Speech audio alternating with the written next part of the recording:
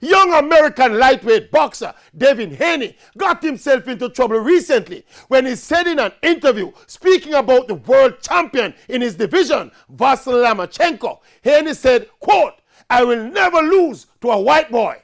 Fight a white boy 10 times, I'm going to beat him 10 times, end quote." And the players get swarming with condemnation for the young American, saying he's playing the race card and he's a racist and blah, blah, blah. And it's the first time I'm hearing a black man refer to a white man by his color and a black man is being called a racist. Normally, it's the other way around.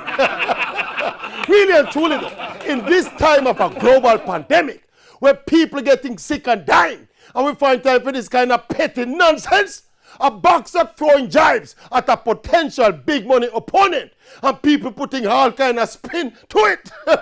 And the worst thing about it is that Vasily Lomachenko is Ukrainian and probably don't even understand what the man said, and is certainly not complaining about racism. And just out of curiosity, where was the offense committed?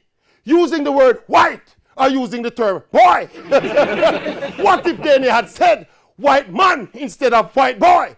That would be fine. Or he should not say white any at all. What if he just said boy without the white? Would that be racist? so, is the white the problem and not the boy? Or is the combination of both?